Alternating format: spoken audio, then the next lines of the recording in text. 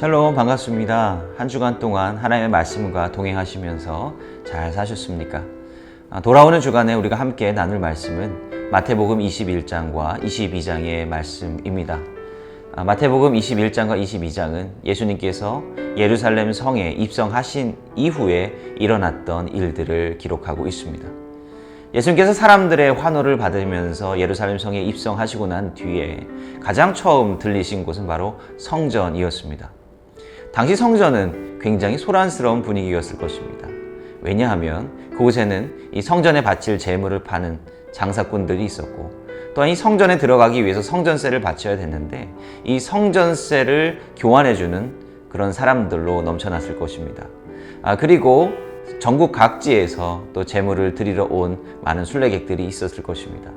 그런 소란스러움 가운데 예수님께서는 그 장사하는 사람들에게 다가가서 그 상을 뒤엎으시면서 너희들이 기도의 집을 강도의 구렬로 만드는구나 라고 호되게 질책하셨습니다.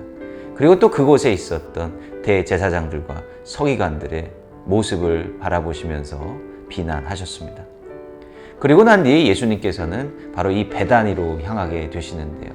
이 베다니로 향하는 이 예수님의 모습을 보면 예수님께서 성전에 대해서 너무나도 안 좋은 감정을 가지고 있었는가를 알 수가 있습니다. 왜냐하면 이 예수님께서 향하신 베다니라고 하는 곳은 이 빈민촌이었는데요. 감람산을 기준으로 예루살렘 성전 반대편에 위치하고 있었습니다. 바로 이 베다니에 이르게 되면 이 성전의 모습을 볼 수가 없게 됩니다. 강도의 구렬과도 같이 변해버린 이 성전의 모습에 실망하신 그런 예수님의 마음을 읽을 수 있는 그런 대목인 것 같습니다. 성전의 의미는 도대체 무엇일까요? 우리는 성전을 어떻게 생각하고 바라보아야 될까요? 성전의 바로 첫 모습은 바로 천막이었습니다. 여러분들께서 잘 아시다시피 바로 이 성소는 이 광야에서 시작이 되었습니다. 이스라엘 백성들은 이 40년 동안 이 광야길에서 헤매였습니다. 그때 하나님께서는 모세와 아론에게 바로 이 성막을 지으라고 말씀하십니다. 이 성막이라고 하는 것은 이스라엘 백성들이 움직이는 곳마다 함께 이동하는 이동식 성소였습니다. 이것을 통해서 하나님께서 주시고자 하는 메시지는 무엇이었을까요? 이스라엘 백성들이 어디에 거하든지 간에 하나님께서 항상 동행하여 주시고 하나님께서 항상 지켜주신다라고 하는 메시지를 주시고자 하였을 것입니다. 성막은 또한 다른 말로 회막이라고도 불리지 않았습니까? 회막이라고 하는 것의 의미가 뭐죠? 바로 만남의 장소라고 하는 것입니다. 바로 하나님과 이스라엘 백성들이 만나고 함께 교제를 나누었던 장소가 바로 이 성소의 본질적인 의미다라고 하는 것이죠. 그리고 신명기서에 따르면 이 성소의 위치가 어떻게 정의되고 있습니까? 하나님께서 그의 이름을 두시려고 택하신 장소라고 정의되어 있습니다. 사실 신명기서만 하더라도 이 성소가 반드시 예루살렘 성에 지어져야만 한다라고 하는 말은 없어요. 그런데 이스라엘 백성들이 가나안 땅을 점령하고 또한 예루살렘의 성전을 짓고 그렇게 하나님 앞에 제사를 드리기 시작하면서부터 무언가 잘못되기 시작합니다. 이스라엘 사람들은 성전 건물 그 자체에 집착하기 시작했고 그 성전 건물만 있으면 그것이 자신들을 구원해 줄 것이다 라고 하는 그런 잘못된 믿음을 가지게 되었습니다. 그리고 겉으로 보이는 경건의 모양과 형식은 갖추고 있었지만 그들의 삶에서 하나님의 말씀을 온전히 살아내지 못하는 그런 변질된 모습을 하나님 앞에 보이게 되지 않습니까? 또한 종교 지도자들은 하나님의 공의와 정의를 이 세상 가운데 실천하면서 살아가기보다는 이 제사라고 하는 것, 이 율법이라고 하는 것을 자신들의 권력을 공고히 하게 만드는 그런 권력의 수단으로 사용하지 않았습니까?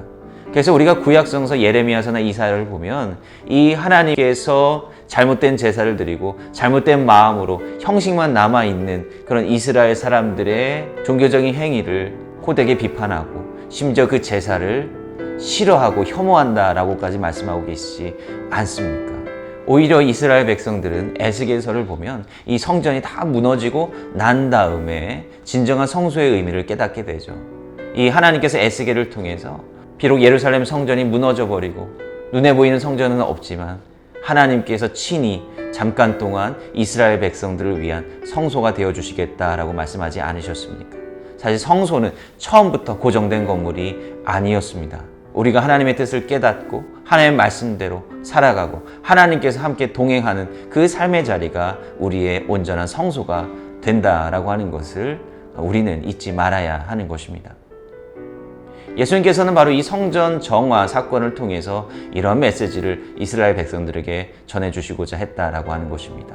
하나님께 온전한 마음으로 나아가는 기도와 예배의 장소가 아니라 권력의 수단, 또한 경제적인 이득을 취하는 그런 수단이 되어버린 성소를 예수님께서는 호되게 비판하셨다라고 하는 것입니다.